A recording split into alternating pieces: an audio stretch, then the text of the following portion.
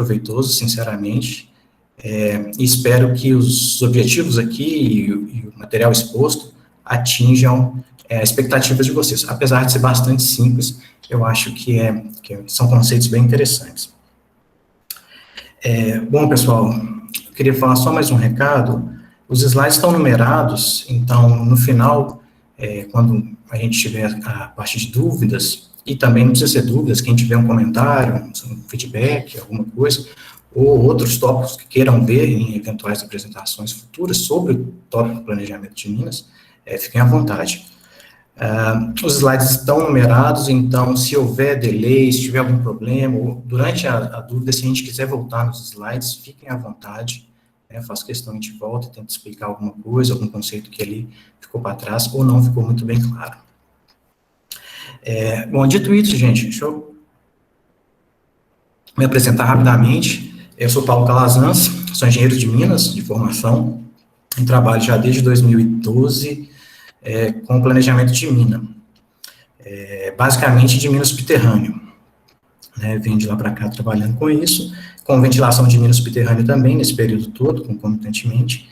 E atualmente eu trabalho na Nexa Resources, numa gerência que chama Gerência de Serviços Técnicos, e eu sou responsável por declaração de reservas, por estimativas de reservas e planejamento estratégico e de longo prazo.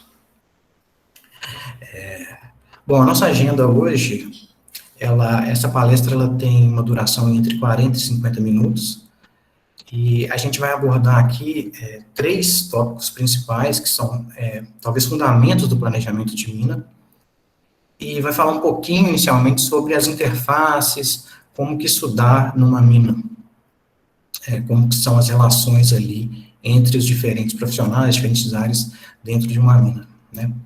Eu queria fazer um parênteses nesse momento aqui, gente. A gente vai falar muito, eu vou falar muito durante essa apresentação, de modelo de blocos, e, bom, vamos entender como modelo de blocos aquela discretização, clássica, tradicional ali, do meu domínio de interesse. Vou falar de recurso e de reserva. Esses 2 tópicos, eles às vezes podem ser um pouco complicados de entender, né? Na verdade, eles são muito simples. O que eu vou tratar aqui de recurso, quando eu estou falando de recurso, é basicamente aquilo que está dentro de um modelo de blocos. Quando eu estou falando de reserva, é aquilo que está desenhado, que vai ser efetivamente lavrado, né? Os códigos internacionais, depois daquele escândalo da BRIEX, os códigos internacionais para declaração de recurso e reserva, eles têm uma definição um pouco mais restritiva do que essa que eu simplesmente adotei aqui. Mas para facilitar o entendimento ao longo da palestra, eu acho que se a gente adotar essas duas, vai facilitar bem.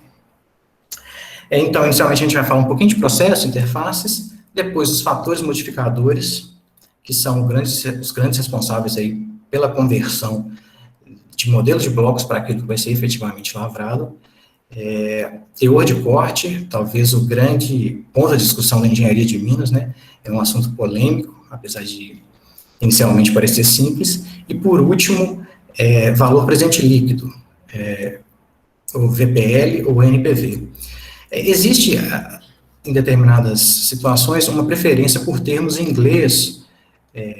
Então, eu coloquei aqui entre parênteses, em teor de corte, vocês vão escutar muito também, como cutoff grade, ou COG, ou COD, cutoff value também, mas é basicamente a mesma coisa. E valor presente líquido, a forma mais conhecida dele em inglês, que é NPV, né? Net Present Value.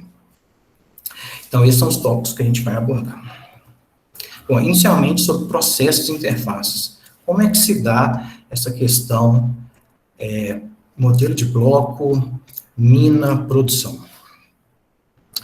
Inicialmente, pensando agora em macroprocessos, né, gente, ele segue, dentro de uma mina ou de um planejamento, ele segue esse fluxo, né? Inicialmente, os recursos são definidos ali, e o grande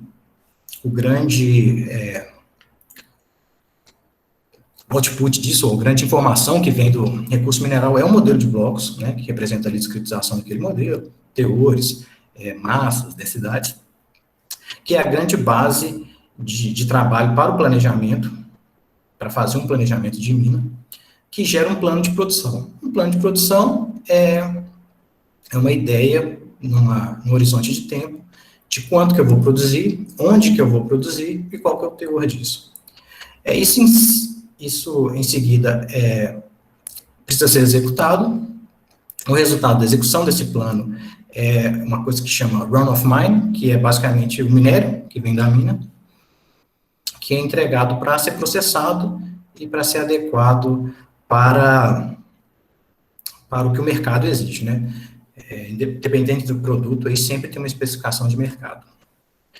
O problema é que, muitas vezes, esses losangos que a gente está vendo são tratados como caixinhas, como áreas, né? Eles deviam ser processos que são um pouco mais abrangentes, que envolvem uma discussão maior. O que leva à formação de uma coisa que chama silo organizacional. Eu não sou um grande perito nessa questão de organizacional, empresarial, mas é um fato que acontece com mais ou menos frequência em determinadas empresas. É uma situação que gera cada um trabalhar dentro da sua área, como se fosse um silo mesmo, e cada silo desse vai ter um produto que vai ser entregue para o silo seguinte trabalhar, e o silo seguinte trabalhar, e assim sucessivamente. De forma que, às vezes, é até comum que cada um desses silos tenha a sua própria linguagem, a sua própria cultura organizacional. A boa notícia é que as empresas são cientes disso, e há um esforço grande para que isso acabe ou diminua significativamente, né? E é muito interessante trazer essa palestra aqui, porque a gente também está fazendo isso, está diminuindo um pouco essa questão do silo organizacional, né? Pelo menos no comecinho ali, entre as primeiras relações de definição de recurso e depois o que vai ser lavrado. Reparem que no slide anterior eu tinha falado de processos, mas isso muitas vezes é tratado aqui como uma área, né? Então o recurso ficaria ali a cargo da geologia, que produz um modelo de blocos, a seguir desse modelo de blocos é parâmetro para o planejamento de mina, e depois a plano de produção para operação. Então, são coisas bem individualizadas, né? A ideia é que isso seja um pouco mais holístico, assim, né? Que a gente tenha interação de mais áreas. Felizmente, tem uma coisa que amálgama isso tudo aqui, que é a reconciliação, e ela deveria ser dessa forma mesmo. A gente não vai abordá-la aqui agora, mas é uma coisa que vai ligar desde o que a geologia produziu ali, né, da definição do recurso, até o que chegou lá no processamento e como que isso foi sendo modificado ao longo do caminho. Então, é uma área super interessante, a gente não vai abordá-la aqui hoje, mas é uma área que acaba juntando todos esses silos aí e diminui essa questão de trabalhar isolado. A gente falando exatamente do planejamento, né, que é o grande foco aqui hoje, o planejamento, ele é normalmente dividido em 3 etapas. Essas etapas, elas não são muito bem definidas, não está escrito em nenhum lugar como cada uma etapa dessa vai trabalhar, mas tem um consenso geral disso, né? Há 3 grandes etapas, podem ter mais ou outra, dependendo de cada um quiser agrupar ali, mas é basicamente longo, médio e curto prazo, né? O longo prazo, ele está muito preocupado com uma questão estratégica. Um instantinho. Acho que perdi meu laser point aqui. O longo prazo está preocupado com uma questão estratégica, com uma observação mesmo de muito longo prazo, de sustentabilidade do negócio, né? Quais são os grandes marcos que eu preciso atingir, o que eu preciso mudar. Essa é a visão do longo prazo. O médio prazo, que muitas vezes é chamado como tático, ele está interessado em identificar gargalos, a saber como que eu vou chegar ali onde o planejamento estratégico supunha que eu deveria chegar. E o operacional, que é o curto prazo, ele está muito interessado na garantir a execuibilidade disso tudo, né? Percebam que, embora não exista uma regra em nenhum lugar, isso varia de mina para mina, de horizonte, de escala de produção de mina para mina, de complexidade, às vezes, geralmente, a gente tem antes do longo prazo aqui, uma coisa que chama Life of Mine, ou declaração de reserva, às vezes está aqui dentro. Pode ter um outro depois de curto prazo, chamado de curtíssimo prazo aqui, que seria alguma coisa num turno, num dia, né? Mas, via de regra, essa é a configuração usualmente encontrada. Então, percebam que à medida que eu vou saindo do longo para o curto prazo, eu estou mudando uma escala de tempo, né, uma horizonte temporal que vai diminuindo. E com isso, com a diminuição desse horizonte temporal, a necessidade maior de detalhes. De forma que a gente tem que se preocupar que os produtos aqui, tanto de entrada como saída, sejam adequados para aquele propósito. Um exemplo muito simples aqui, isso fica muito claro para quando a gente fala de minas a céu aberto, quando você vai fazer a otimização da cava, as primeiras estimativas aqui, o modelo é um modelo grande, regularizado, o bloco tem a altura da bancada, né, 10 metros, 12 metros, e quando você vai lavrar aqui no curto prazo, você está muito mais interessado em saber detalhes, em saber nuances ali do corpo e contornos, então aqui você precisa de um modelo muito mais preciso, muito mais detalhado do que aqui. Ao mesmo tempo que aqui uma malha de sondagem de, não sei, 25 por 25 pode ser adequada, enquanto para cá eu não consigo lavrar com uma malha assim tão espaçada para um dado depósito, né? Então, para cada uma dessas situações, e não é só o modelo de entrada, a saída também, o plano que eu pretendo colocar em cada um deles ali, ele tem que ser adequado para o propósito. O longo prazo, ele geralmente está interessado, às vezes até décadas, né? A escala é sempre maior ou igual a ano, então ele vai tratar ali de anos. O médio prazo, normalmente ele engloba até 1, 2 anos, né? Quebrando isso ali por, às vezes, trimestre, quadrimestre, semestre. E o curto prazo, ele está preocupado com a semana e com o mês. Né? Uma coisa sobre planejamento de mina é que ele é determinístico, né? Existe hoje trabalho sendo feito para que isso seja, para que o valor do planejamento de mina produzido seja maior, trabalhando com algumas coisas estocásticas, mas está muito restrito também a uma área acadêmica e a pequenas aplicações industriais ainda, né? Então, de uma forma que ele é determinístico, e a gente precisa conviver com essa questão. A gente sabe, o modelo de blocos, por exemplo, apesar de ser determinístico, né, os teores que estão ali podem sofrer uma variação. E essa variação é tratada em cada um desses horizontes aí, com diferentes níveis de preocupação e de gerenciamento. Bom, agora a gente vai entrar na parte, efetivamente, o que vem depois do modelo de blocos. O grande trabalho do planejamento de minas é transformar um modelo de blocos ou um recurso em uma coisa que seja lavrável, né? Que esteja apta para ser lavrado. E aqui a gente está falando de desenhos, de sólidos, que vão ser efetivamente lavrados. O grande responsável por fazer essa transformação são esses fatores que a gente chama de fatores modificadores.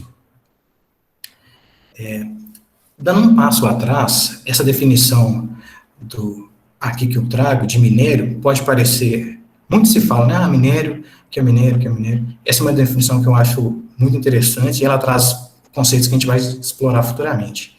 Minério é um conceito econômico, é definido como a concentração de minerais que são explorados e transformados em produtos vendáveis. Então, quando eu estou falando de explorados e transformados em produtos vendáveis, eu estou falando aqui que eles têm que ser lavrados, né, e gerar um produto.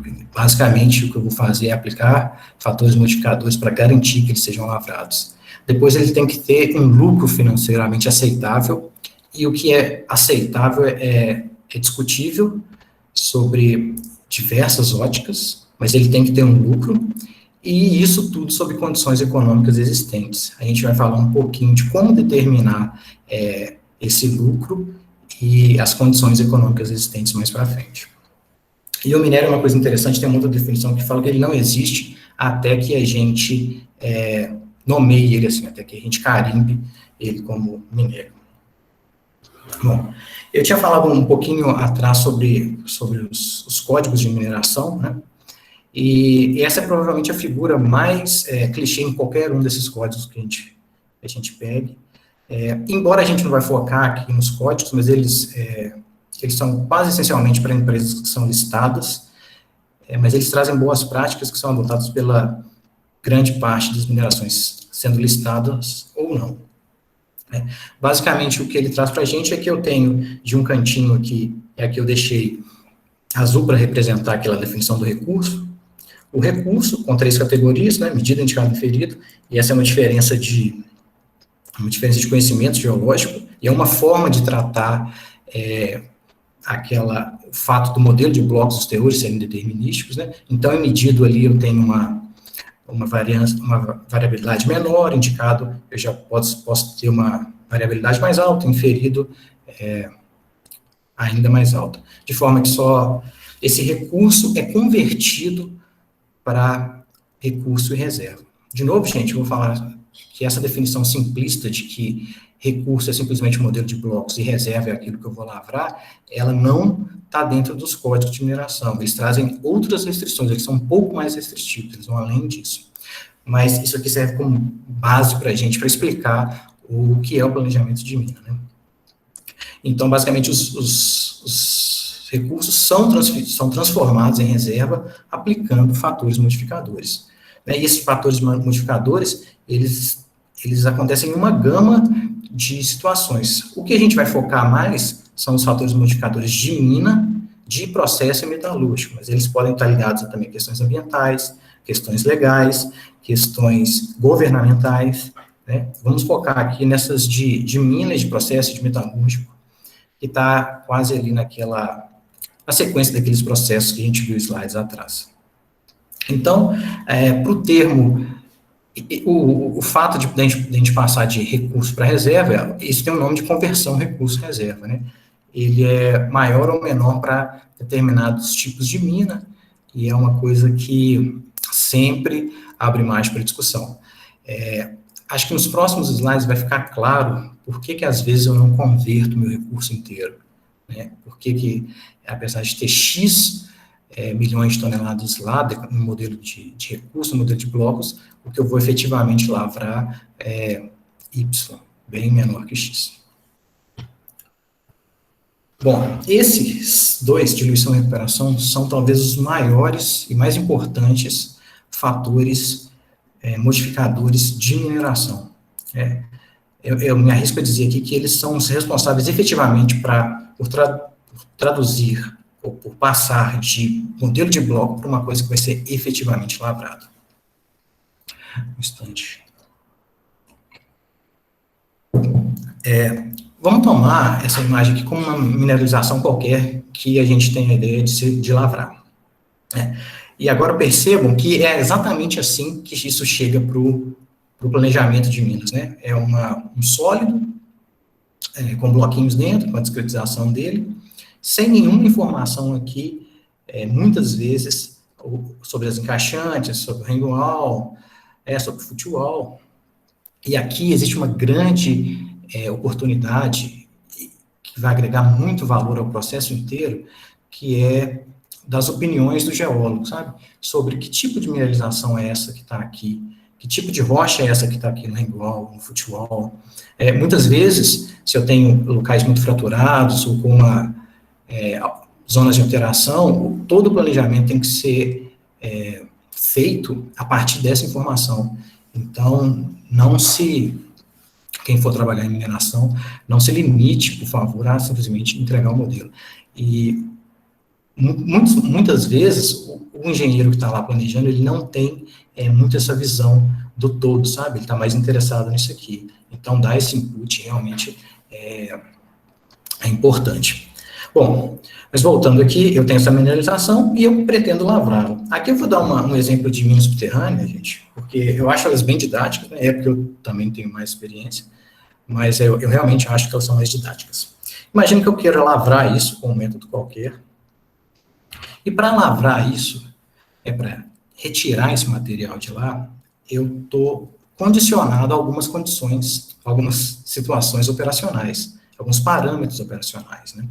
Eu preciso, a primeira coisa, dependendo do porte dos meus equipamentos, do tipo de lavra, eu tenho uma espessura mínima que eu consigo lavrar.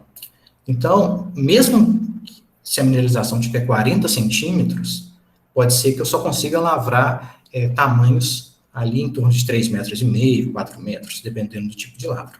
Além disso, outros fatores importantes também são esse ângulo, né? Às vezes o mergulho, o tipo da mineralização é baixo, mas para o meu método de lavra eu preciso de ângulos stopes ou realces com ângulos altos, é uma questão também. De forma que tudo isso inclui no que era a minha mineralização, o que era o meu recurso, o meu modelo de bloco, esse material azul aqui, que via de regra não tem teor. Então, vocês imaginam o que vai acontecer aqui quando eu for lavrar isso, né? Eu tenho essa quantidade com teor, mas eu também estou inserindo esse monte de coisa azul aqui, que tem teor zero. Essa, do jeito que a gente está apresentando aqui, é a diluição planejada. Infelizmente, ainda tem uma outra diluição que eu também tenho que me preocupar com ela, e ela é um fator modificador muito interessante, muito importante. Ele varia extremamente com métodos e com geometria de corpos, que é a diluição operacional. Essa diluição operacional, a causa fundamental dela é a operação, como o nome diz. Tem limitações na operação, a gente não consegue, né, muitas vezes, lavrar exatamente aquilo que precisava, né? São detonações, eu tenho uma série de questões aqui que precisam ser controladas. Quando a gente trata de diluição operacional, o tema é sempre minimizá-la, é difícil extingui-la, né?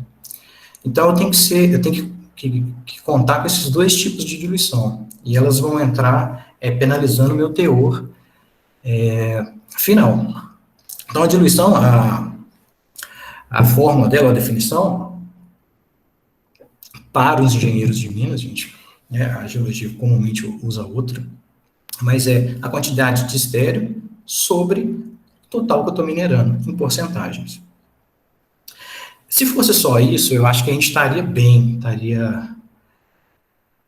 bem realmente em questão de operação. O que passa é que, além de não conseguir lavrar exatamente aquilo que eu preciso, né, além de produzir esse overbreak, que é quebrar onde eu não quero, eventualmente eu também tenho underbreaks, que são perdas do mineral de interesse, ou da região de interesse que eu quero. Além de estar incluindo coisa que eu não gostaria de incluir, eu agora estou perdendo as coisas que eu gostaria. Esses provavelmente são os dois fatores modificadores mais importantes para essa conversão de recurso e reserva. E eles devem ser calibrados, né? Variam extremamente com o tipo de lavra, com o tipo de comportamento do minério, com a geometria do minério, né?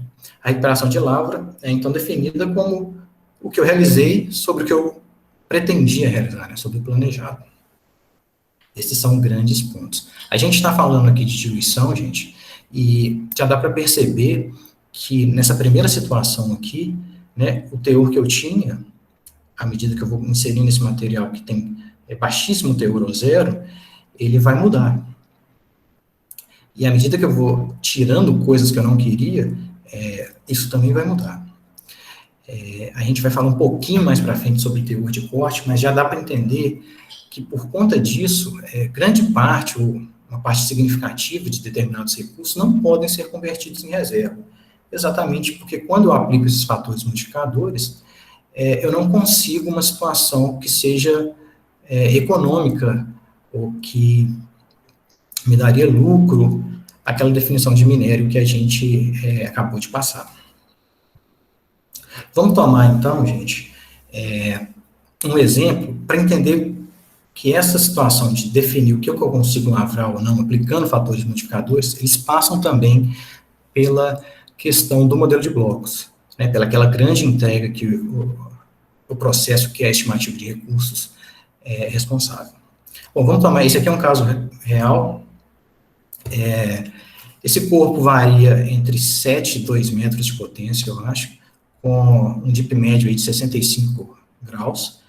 Ele é bem adequado para esse tipo de lavra que a gente chama de sublevel open stope, ou sublevel retreat stope, e ele, aqui em verde, inclusive, são stopes ou regiões de lavra, né, e quando eu falo stopes, me perdoem se eu não estou sendo claro, a tradução dele é realças em português, que é a região que eu vou efetivamente lavrar numa mina subterrânea.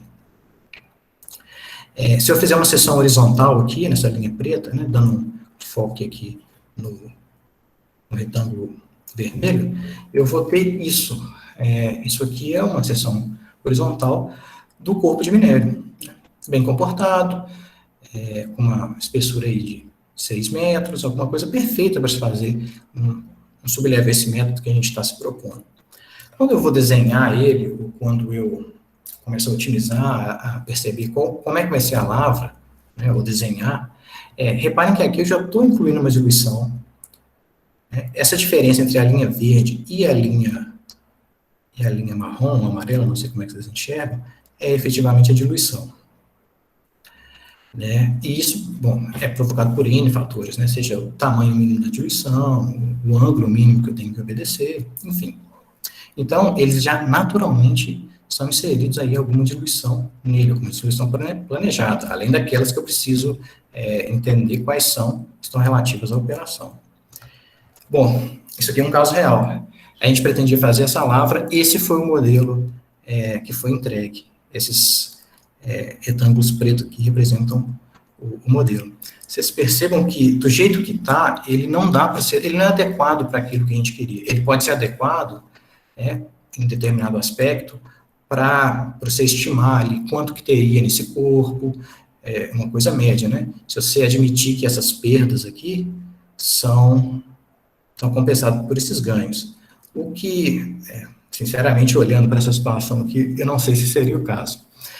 Mas, reparem, por exemplo, nesses dois stopes aqui, o quanto de diluição eu estou incluindo, né, de forma que isso aqui dificilmente seria viabilizado.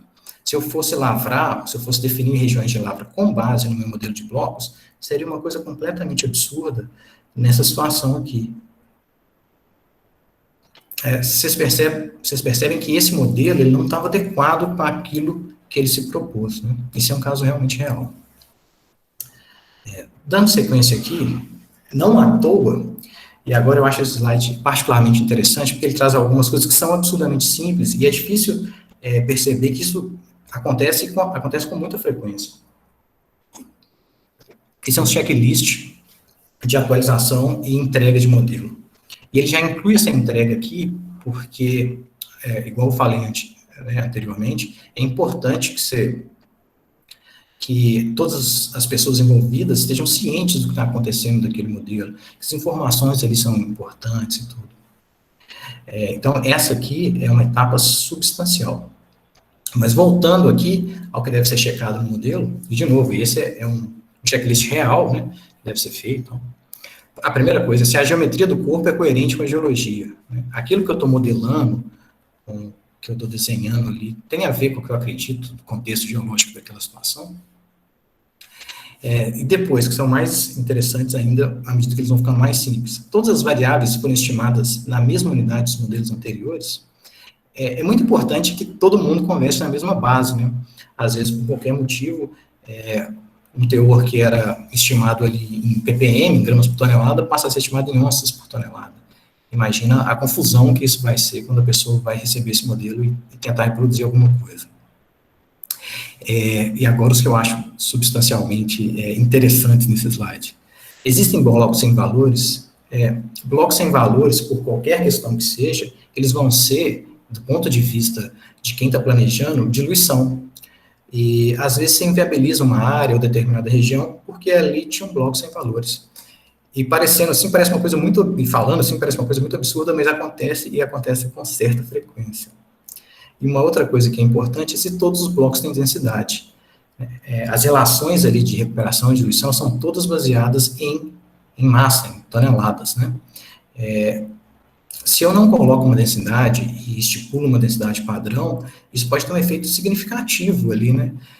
Posso estar aumentando a minha diluição em 30%, 40%, 50%, dependendo do que de qual foi essa densidade padrão ou a densidade das rochas encaixantes ali. Então, é muito importante que isso esteja bem embasado, que esse tipo de bloco sem densidade é um erro muito comum e muito importante, muito sério.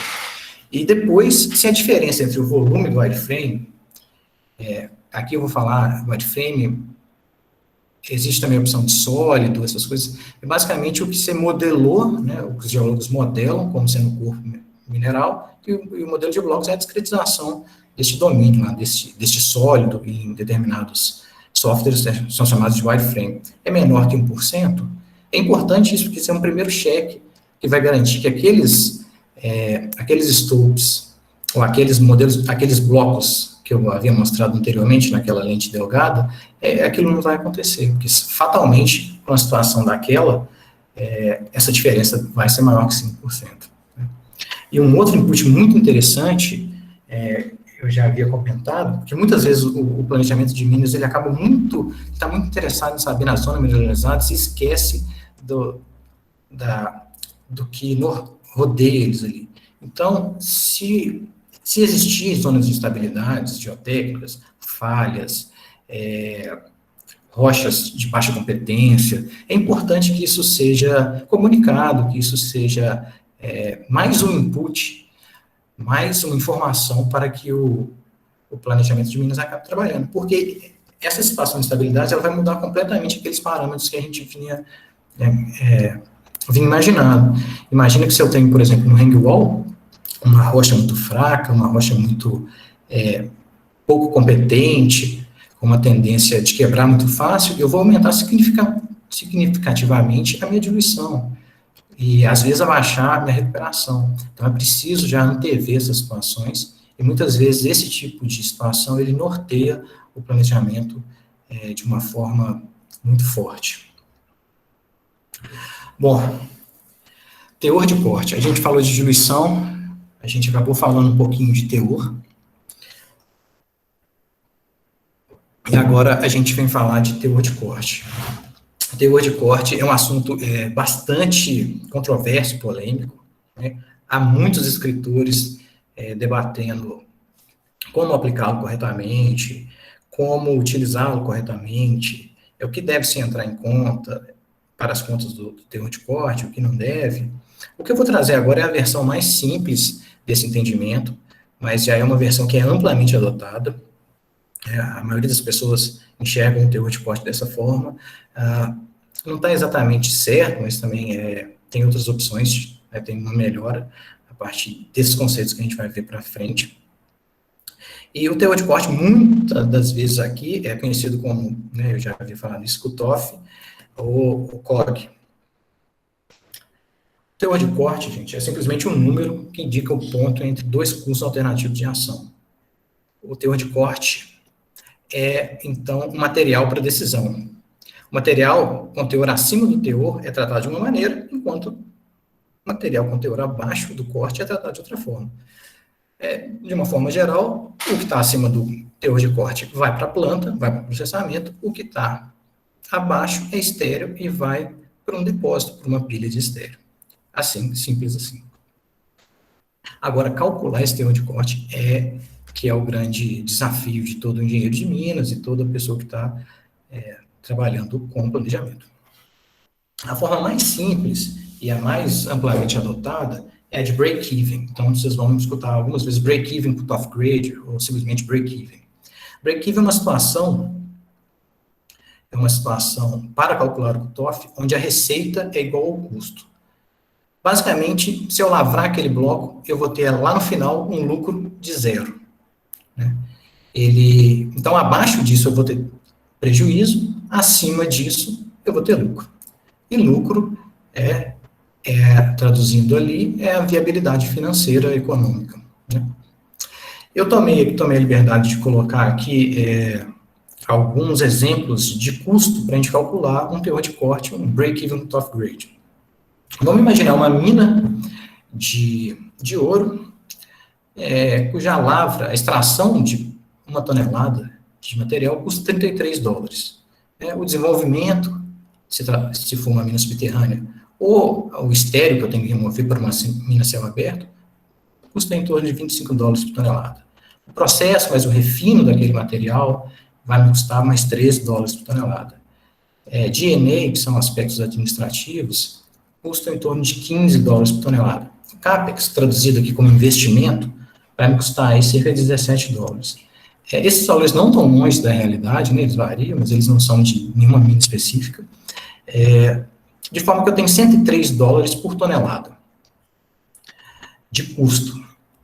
Eu recupero meu metal, o ouro, ao final do processo, lá no final do refino, quando eu tenho a barra, se eu olhar para trás, eu recuperei 78% desse material. Então, para cada tonelada de ouro metálico que está entrando no processo, eu estou recuperando aí 780 quilos. O preço do ouro é $1.900 a onça, onça Troy aqui, que são 31,10, 35 gramas, é o que daria aí em torno de 61 gramas, $61 por grama. Colocando nessa fórmula aqui, 103, que é o custo total, sobre a recuperação metalúrgica, vezes o preço de venda. Efetivamente, o que é o break-even cutoff grade? É quanto que eu gasto sobre quanto que eu vou receber pelaquilo que eu vou vender lá no futuro. Para esse nosso caso aqui, esse teor de corte está em 2,16 gramas por tonelada.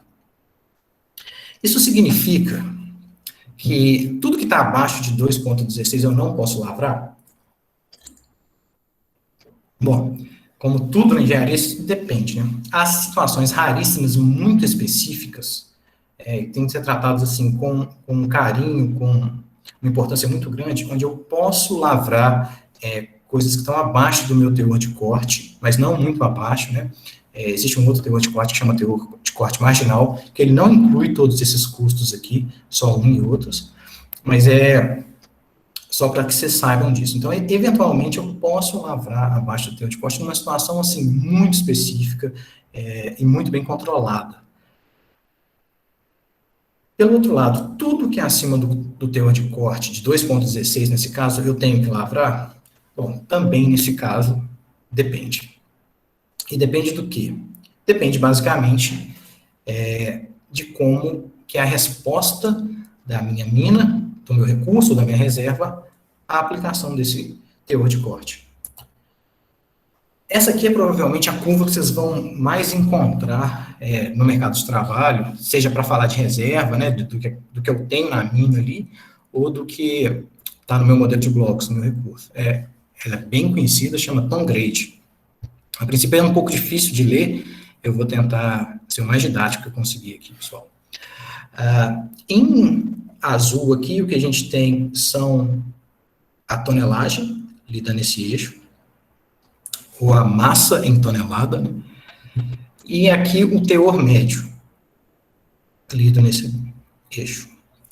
De forma que, no eixo horizontal, eu vou aplicando sucessivos cutoffs aqui, ou teores de corte, de forma que, à medida que eu vou aumentando esse teor de corte, a minha massa vai caindo, o que é natural, e, em compensação, o meu teor médio vai subindo. Então, vamos tentar ler ele aqui, ó. A primeira coisa, pensando lá em 2,16, né, está por aqui, eu traço uma reta, eu tenho em torno ali de 16 milhões de toneladas. E para achar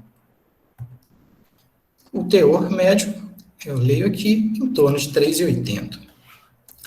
Bom, eu tinha 2,16 como teor de corte para essa situação na mina, e eu tenho agora 3,18.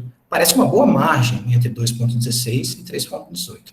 Determinar se a margem é boa ou não, a gente vai ver para frente. Mas percebam que à medida que eu vou subindo aqui, né, no teor de corte, eu vou aumentando o meu teor médio da reserva e abaixando a quantidade de massa que eu disponho. Uma das formas de otimizar é realmente pensar qual que é o melhor ponto para a minha mina nessa configuração aqui. E aí isso depende de cada mina, e a gente vai explorar isso um pouquinho no slide a seguir. Uma coisa importante, quando vocês depararem com esse tipo de gráfico, né, seja ele de novo para recurso ou para reserva, é que a inclinação, ela representa a sensibilidade naquela situação. Perceba que como essa inclinação é muito alta, nessa região aqui, para pequenas variações, e aqui eu estou falando de meio grama por tonelada, eu tenho diferenças expressivas na quantidade de material que eu tenho. A partir daqui, isso já não é mais tão importante, porque essa inclinação é bem menor. Em compensação, eu tenho uma massa bem menor mesmo, e que era esperado, né, ter teores muito altos. Aqui, pouca massa com teor muito alto. Mas esse é uma grande ferramenta, uma primeira ferramenta para se fazer análise ali de como comporta minha reserva ou meu recurso naquela situação. É uma primeira ideia para dar para a gente tomadas de decisão. Por que ela é uma primeira ideia? Vamos tomar e imaginar que isso aqui são duas minas diferentes, ou duas seções horizontais de um corpo ao longo do strike diferentes. A cor mais clara aí são teores mais baixos, e as cores mais escuras, teores mais altos. Eles têm exatamente a mesma quantidade aqui e aqui. Mas essa condição de mina, seja ela subterrânea ou céu aberto, é completamente diferente dessa. Se a gente for pensar numa mina subterrânea, eu vou ter que ter um acesso muito grande aqui, vou gastar uma situação que é muito diferente dessa, que está tudo concentradinho. Se for uma mina céu aberto, eu vou ter uma relação de estéreo completamente diferente dessa situação para essa aqui. Um tamanho de cava que é completamente diferente também, dependendo do meu cutoff. Por isso que só a curva de tom grade, ela não dá para a gente uma ideia muito aproximada, né, daquilo que é o meu depósito, ou como proceder com ele. Então, só com a curva de tom grade, eu não consigo tomar muitas decisões. É preciso ter um conhecimento geológico, né, da disposição ali, de como está esse teor distribuído ao longo da mina.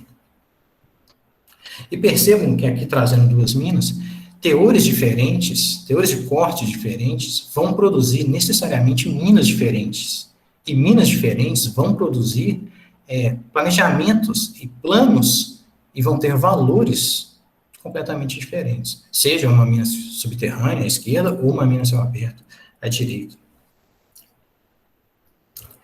Bom, a gente já falou de como passar do modelo de blocos para lavrar.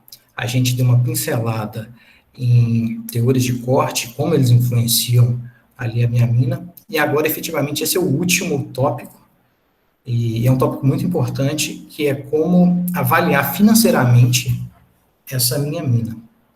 E para isso, normalmente é usado, além de outras ferramentas, né, mas a mais amplamente utilizada é o valor presente líquido, ou comumente chamado NPV, que é a situação que a gente encontra mais fácil. Bom, essa grande frase do Whittle aí, esse Whittle foi um cara que propôs, na verdade essa família propôs o primeiro algoritmo para otimizar cavas. A primeira implementação desse algoritmo foi deles, né, do Whittle, que é o algoritmo de Last-Grossman, e ele traz essa frase que é bastante interessante, que o dinheiro ele tem um valor no tempo, né, a importância do dinheiro no tempo. O valor presente líquido, ou NPV, ele faz parte de uma maneira de avaliar economicamente projetos, minas, enfim, e não está só restrito à indústria mineral, que ele busca, que é chamado de fluxo de caixa descontado. A ideia do fluxo de caixa descontado é saber hoje, ou ao longo dos anos, quanto que eu tenho de valor de verdade naquela mina. O do valor presente líquido, ele busca trazer isso para o hoje. Vocês imaginam que R$100 para a gente hoje, ele compra alguma coisa. R$100 daqui a 10 anos, né, ele não tem um poder de compra igual. Isso porque a gente teve uns juros ali, então. Para a mina, essa questão de juros é só um dos aspectos que eu tenho que considerar na chamada taxa de desconto. Essa taxa de desconto, ela é calculada pela equipe financeira e por pessoas com conhecimento maior nessas questões, mas ela leva em conta uma série de fatores, né? Desde a composição de custo da empresa, aos juros de alguns empréstimos que ela pretende fazer. Há uma série de questões que entram aqui dentro da taxa de desconto, né? A espera de dividendos, se ela quer pagar dividendos, a composição do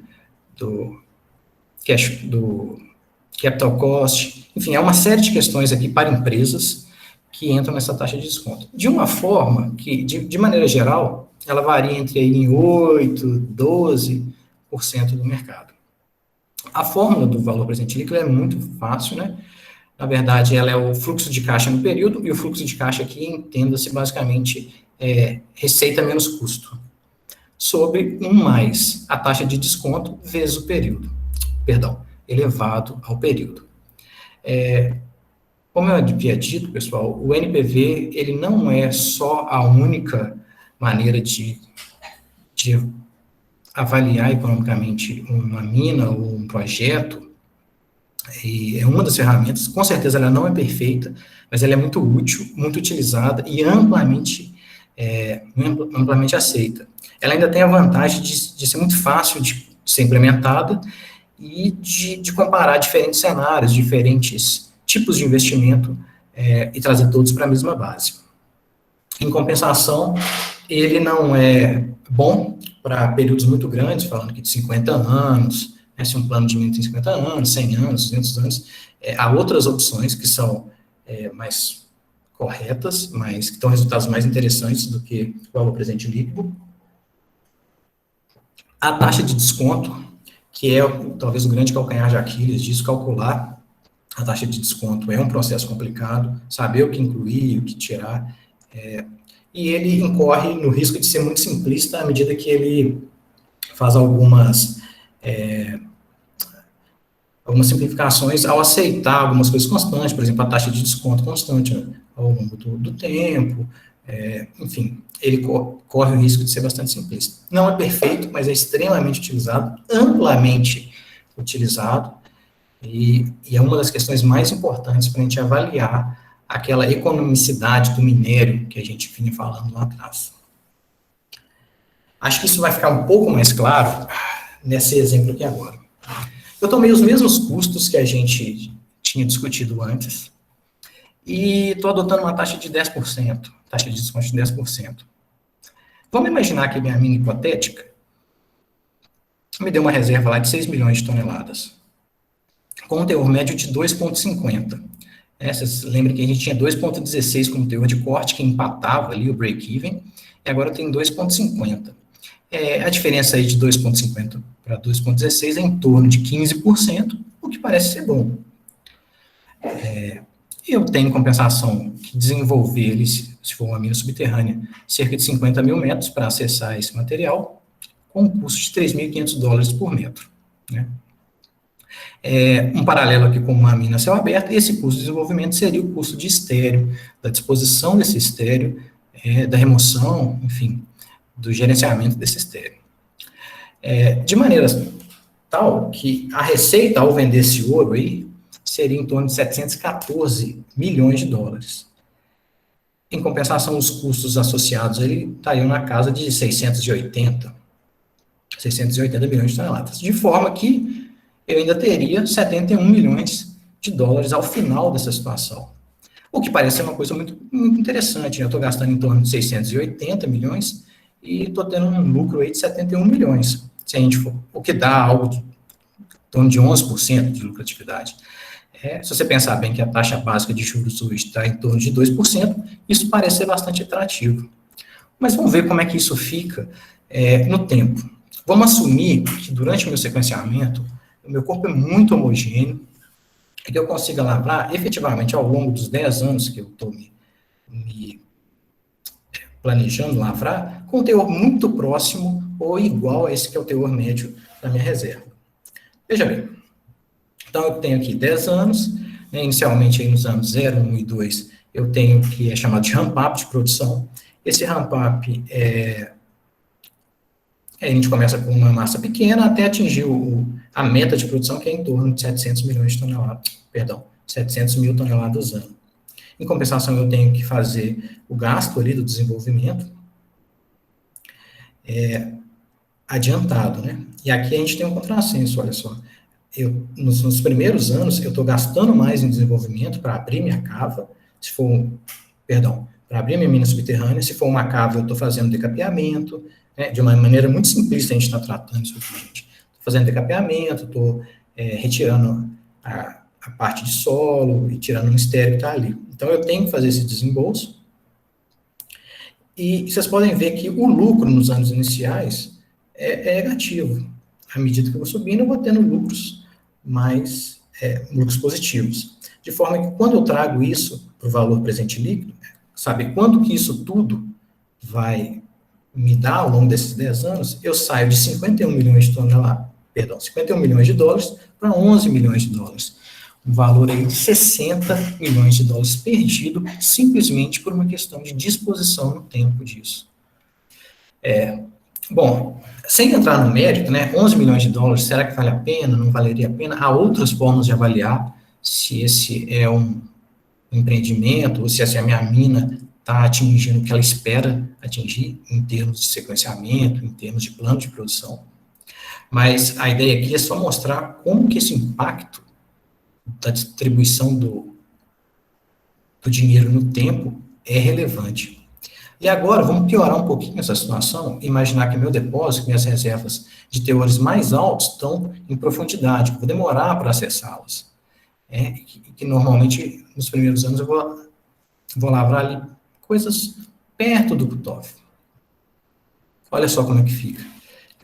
É exatamente a mesma massa, exatamente o mesmo teor, exatamente o mesmo desenvolvimento, mas o teor aqui começa bem pertinho ali, né, do cutoff grade, 2,16, e vai subindo a partir do terceiro ano, de forma que lá para o oitavo ano é que eu tenho realmente um grande teor entrando. E eu saí de 71 milhões de dólares para 11 milhões de dólares e agora para zero. Quando a gente fala de características econômicas aceitáveis, isso varia de empresa para empresa, o que ela considera aceitável. Lembrando que a mineração é uma atividade de risco, né? A gente falou um pouco sobre o modelo de blocos e como que, apesar de ele ser determinístico, né, ele tem variações dentro dos teores do modelo de bloco, né? Qualquer estimativa que seja feita, ela vai dar ali um menor erro, mas eu posso ter variações dentro daqueles teores. Então, por uma série de questões, não somente essa do modelo de blocos, a mineração é uma atividade de alto risco. Então, para cada empresa, existe uma ideia, ou uns parâmetros econômicos que são aceitáveis para uma mina ou não. Bom, voltando um pouquinho agora na questão do cutoff, eu devo lavrar aquilo que está acima de 2,16, ou do meu break-even, vai depender muito da mina, e desse estudo aqui, que talvez é o estudo mais empregado ultimamente para esse tipo de avaliação, chama Hill of Value. O que ele faz? Ele gera milhares de cenários, variando esse cutoff. Então, à medida que eu vou variando o cutoff, a gente viu naquela curva, eu também vou diminuindo a quantidade de massa disponível, em compensação, vou subindo o teor médio daquela massa que está disponível. Isso eu vou gerar configurações de minas que são completamente diferentes, e aí, variando o cutoff, eu começo a pensar em quais são as taxas de produção que eu tenho que atingir. Talvez, para o nosso exemplo anterior, 700 milhões de toneladas não sejam interessantes, mas, de repente, se eu conseguir produzir 1 milhão de toneladas e adiantar isso, eu vou ter um efeito menor, né, dessa questão dessa distribuição no tempo, talvez seja mais interessante. Esse tipo de análise que é feita, de forma que a minha ideia é sempre maximizar o valor, e valor aqui a gente está entendendo como aquele valor que a gente acabou de ver, que é NPV, né, Net Present Value, de forma que eu queira atingir esse meu ponto de maior valor, né, meu ponto ideal. O cutoff, há muita gente que defende o seguinte, ele é um primeiro parâmetro para você pensar na sua mina, mas estabelecer ele é realmente só depois desse tanto de análise que eu consigo fazer. Eventualmente, para as minas que já estão abertas, a gente já tem isso muito bem estipulado, muito bem trabalhado, mas é só uma ideia que eu queria trazer aqui, que quão complexo pode ser essa questão do cutoff. Bom, mas eu estou falando, e essa coisa de fluxo de caixa parece tanto distante da minha realidade de geólogo de mina, né? Estou interessado, às vezes eu não estou nem trabalhando por longo prazo, estou trabalhando por uma questão operacional, do dia a dia, no curto prazo. Essa aqui é uma história real que aconteceu comigo, e é interessante e reflete isso de uma forma bem simples. Eu trabalhava numa mina de ouro, e essa mina, o conhecimento geológico dela, como tudo, foi amadurecendo. Inicialmente, acreditava-se que eram 3 lentes paralelas ali, que tinham a mineralização de ouro. À medida que esse conhecimento geológico, a sondagem foi sendo feita, e o entendimento de toda a questão geológica da situação, ficou muito claro para o pessoal de recursos que tratava de uma dobra. E sendo uma dobra, a charneira concentrava os maiores teores. Os flancos, eles eram quase que teores ali próximos do cutófilo. Eram teores bem baixinhos, de forma que aqui é que realmente estavam os grandes teores. Só que, por vários motivos, isso acabou ficando, não foi transferido para o planejamento de uma forma muito clara. Então, a gente continuava fazendo, e aí estou me inserindo nisso, a gente continuava fazendo design de mina, por outras questões também, né, mas simplesmente mudar um design de mina não é uma questão muito fácil, mas a gente continuava fazendo o seguinte design. A gente acessava o corpo exatamente pela charneira, depois desenvolvia, e esse corpo às vezes tinha até uns 400 metros, né, aqui, desenvolvia esses acessos para o corpo, expondo o corpo, e aqui, de novo, estavam teores baixos, os grandes teores estavam aqui. Isso aqui demorava muito, porque normalmente essas taxas de avanço aqui, se isso aqui tinha em torno de 450, 600 metros, o avanço dele é em torno de 300 metros por mês. Perdão, 30 metros por mês. É um bom avanço, né? De forma que esse era um processo demorado. E aí, quando começava a lavra do lugar era um sublevel retreat, sublevel slope retreat. Uma variação do sublevel clássico, e no sublevel eu não posso retornar para uma área que eu já lavrei. Por uma questão de segurança, ele já prevê tudo isso. Então, eu começava a lavrar do fundo e lavrava, por último, a charneira. Nessa ordem.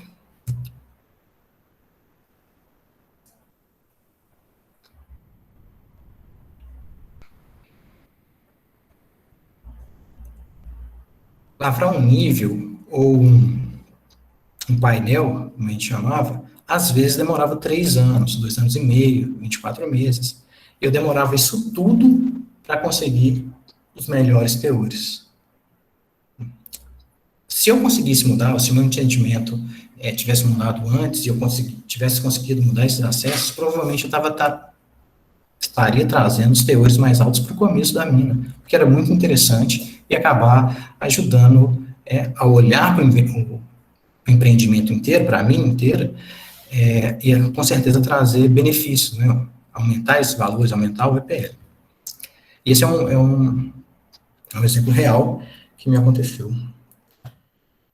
E por fim, gente, esse é o último slide, essa frase aqui é do Lane, que é curiosamente a pessoa que, talvez um dos principais protagonistas com a definição do que é teor de corte, o que é a definição econômica do minério. Ele, nesse livro dele de 88, ele põe essa frase que eu acho muito interessante, que estimativa de reserva ainda contém muito de elemento de arte, e cada depósito tem suas próprias características. E o que é realmente verdade, né? Definir uma reserva, definir aquilo que realmente vai ser lavrado, é um trabalho de muitas mãos. Então, não trabalhem naquele silo, sabe? Por mais simples que a informação possa parecer, comunique, ajude o planejamento de mina, porque, e as outras também, a questão da operação, a planta, todo mundo deve ajudar isso para construir, para sair daquele modelo de blocos, para chegar numa coisa que vai ser efetivamente lavrada e vai gerar lucro, né, e vai otimizar o processo. Eu tive a sorte, de, na minha carreira profissional, começar a trabalhar nessa mina subterrânea de ouro, no planejamento, e, para minha sorte, na sala ao lado funcionava a operação, ainda tinha um pouquinho dessa questão do silo, né? E só que o meu amigo, que tinha acabado de formar comigo na mesma sala, foi trabalhar 1 ou 2 meses antes da minha chegada, exatamente na operação. E, além disso, no departamento de geologia, né, tinha um geólogo que tinha sido recém-formado também, da mesma faculdade que a gente, então foi muito fácil transitar ali entre as informações e aprender um pouco de cada um daqueles nichos, daqueles silos ali. Infelizmente, talvez nem todo mundo tenha a sorte que eu tive nesse começo de carreira, então, meu comentário final aqui para todo mundo é que aprenda o máximo que puder sobre o que vai ser feito com aquele produto que você está entregando, né?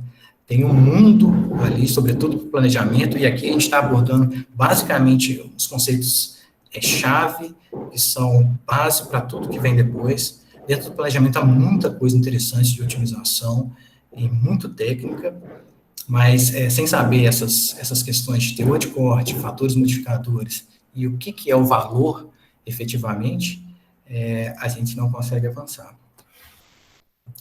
Bom, gente, foi isso.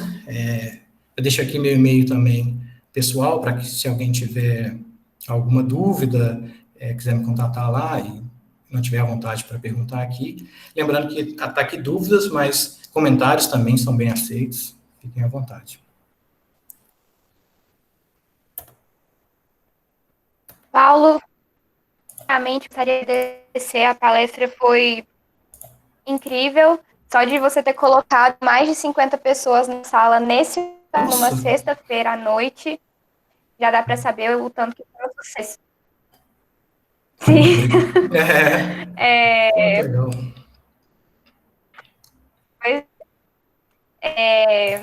O Fernando Villanova tem uma lista de perguntas. O Fernando foi quem abriu a nossa CEGEL, abertura. A primeira coisa, você não contou que era um colecionador de amostras, um engenheiro quase geólogo. Conte dos benefícios de ser um engenheiro de Minas que conhece bem a geologia dos depósitos e a geologia em geral. Essa pergunta do Fernando é muito interessante mesmo. E ele não vem, na verdade, de uma pessoa aleatória, né? Ele era o meu amigo que estava lá na geologia quando eu comecei a trabalhar.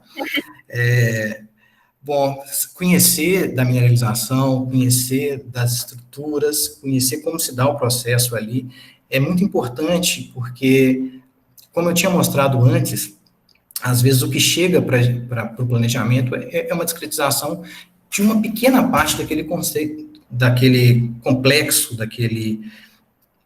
daquela situação toda, que é muito mais complexa e muito mais complicada de se entender. Então, à medida que você vai evoluindo seus conhecimentos também em geologia, você pode aplicar isso para o planejamento, né? E uma forma muito clara disso é entender que em determinadas situações a gente tinha uma rocha com extrema baixa competência no hang wall, e que ali eu teria grandes problemas com diluição, e antever isso era realmente um desafio, e era uma coisa muito interessante de fazer, que trazia bons resultados, né? Então, é esse tipo de aplicação que é importante num depósito, para o conhecimento de um determinado depósito, para um engenheiro de planejamento.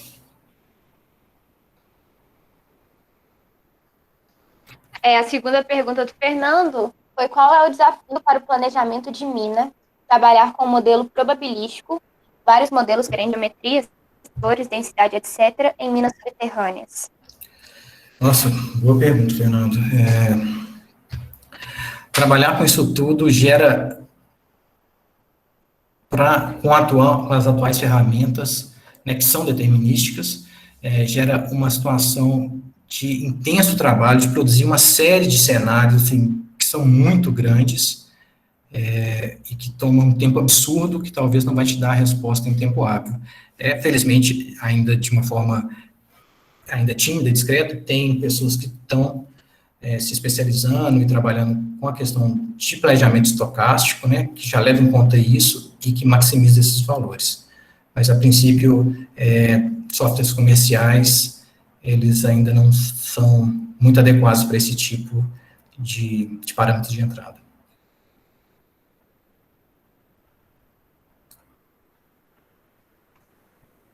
Agora a terceira pergunta do Fernando. Para exemplificar, você tem alguns valores padrões, ordem de grandeza, de conversão de recurso em reserva para diferentes minerais? Ouro, cobre, ferro, etc. Não, acho que não tem, assim, é difícil achar isso em qualquer lugar, porque a conversão de recurso em reserva, ela muda muito com o corpo, né, com a inclinação do corpo, a geometria do corpo e com o método de lavra que é adotado. E além disso, além dessas questões, você também tem as diferentes distribuições dos teores ali dentro daquele corpo. Então, não tem esse valor.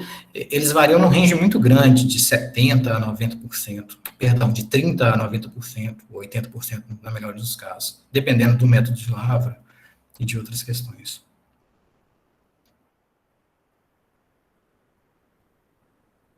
Obrigada, Paulo. Agora tem uma pergunta do Jackson. Boa noite. Existe alguma ferramenta no mercado ou que empresas usam ajudam a diminuir a diluição na mineração? Boa pergunta, Jackson. Se a gente estiver pensando do ponto de vista de planejamento, há uma série de softwares comerciais para fazer a otimização das regiões de lavra, né? Então, você vai, a princípio, garantir que aquela é a sua melhor opção para lavrar, e associado a isso, tem uma série de questões para a operação, e aí aqui a gente está falando de explosivo, de detonadores, de controle de vibração, que buscam maximizar a recuperação e diminuir ao máximo a diluição. Mas, infelizmente, cada caso é um caso, né? Um primeiro passo é usar o método de lavra adequado ali para cada região.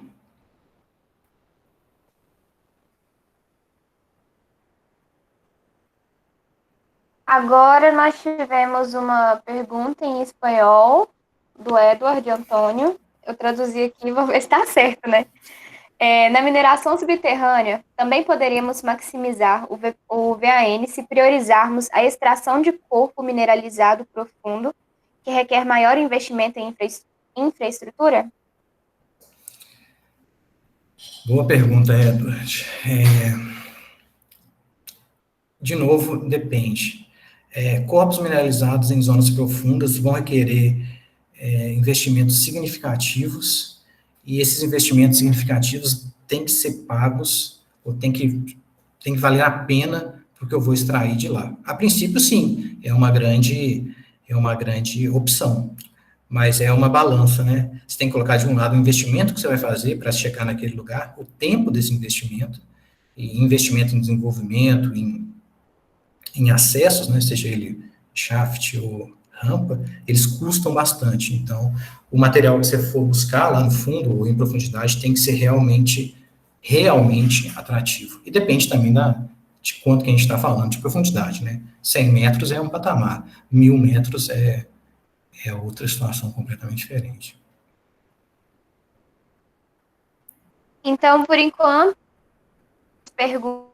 De resto, apenas elogios, e gostaria de agradecer mais uma vez, em nome do CAIGEL, a sua disponibilidade, a sua atenção.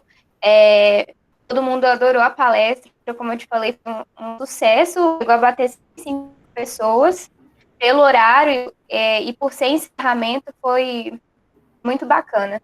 Então, muito obrigada, Paulo, e mais uma vez, muito obrigada a todo mundo que participou da Semana da Geologia. Espero que todos tenham gostado. Depois, se quiserem, podem dar o feedback lá no Instagram do CAIGEL. E é isso. Boa noite a todos. Boa noite a todos, gente. Mais uma vez, muito obrigado pela presença aqui. Eu nunca ia esperar que, numa sexta-feira, 9 horas da noite, a gente teria essa audiência aí de 50 pessoas para essa palestra. Muito obrigado a todos mesmo. Valeu, tchauzinho, gente.